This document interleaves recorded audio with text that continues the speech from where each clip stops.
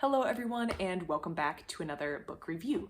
Today I'm going to be reviewing volume 25 in the Haikyu series. This is what the cover looks like and it features primarily Kageyama, at least the cover does feature Kageyama.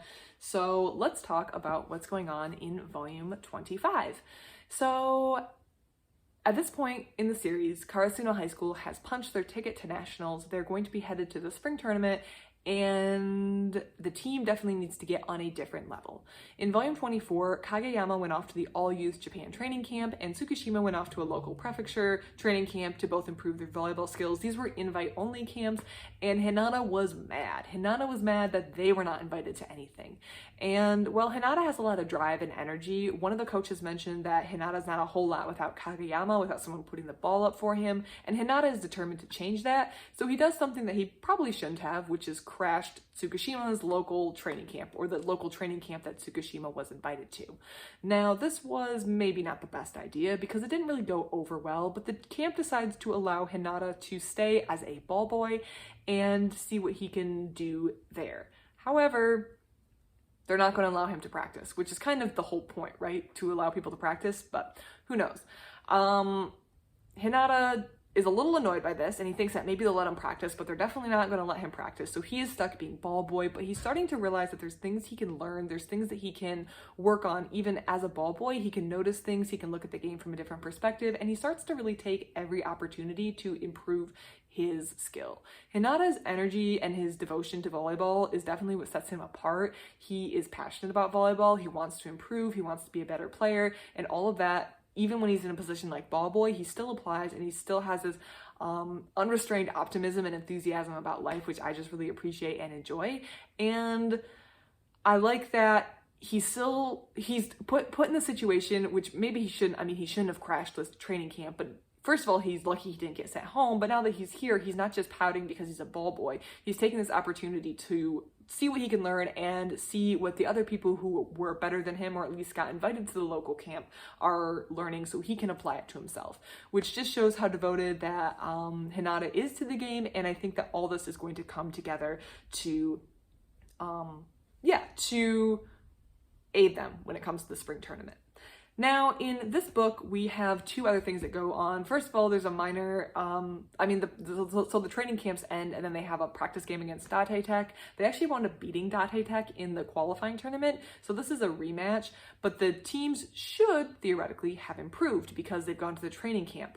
But they're still struggling to connect with one another, and I think it can especially be hard when you have some team members who have gone off and worked with other people, and now trying to reintegrate what they've learned with the team can be difficult, but they are playing a team that they've played before, which is interesting.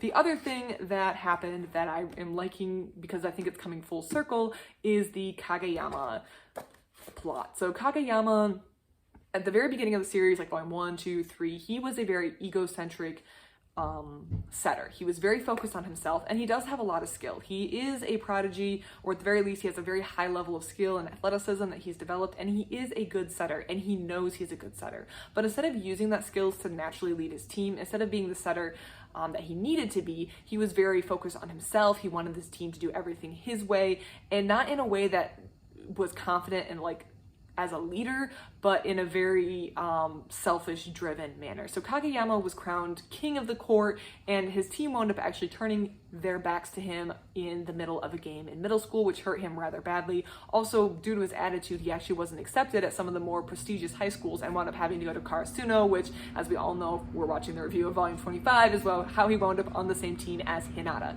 So Kageyama has had a history with being I feel like sometimes he doesn't want to step up to that leadership role. He doesn't want to really express himself. He doesn't want to use his sets to push the players on the court because he's scared of going back to that moment where his team decided to stop following him in middle school, which rightly so. He wasn't really acting correctly as a leader. A leader isn't just someone who has power. There's a little bit more that goes into leadership, and he definitely wasn't exhibiting that in middle school.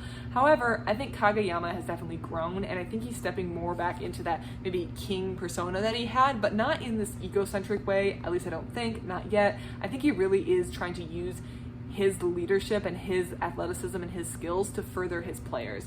Hinata makes a comment in this volume that he thinks Tsukishima can jump higher, or that he was jumping higher when he was at the training camp because Hinata was there and Hinata was observing instead of just pouting about being the ball boy.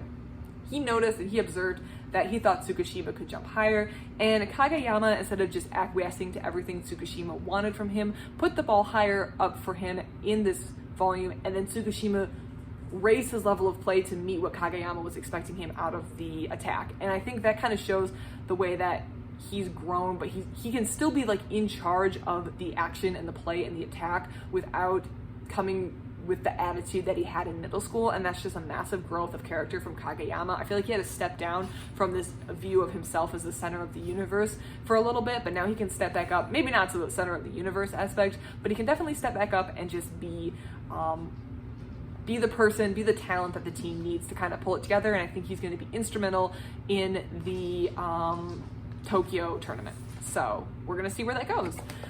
I think if you've been liking this series, you're going to obviously like volume 25. I like the Kageyama coming full circle. If you have any thoughts on Kageyama up to this point, please let me know in the comments below. I would love to hear it. Otherwise, thank you so much for watching, and I hope you have a great rest of your day.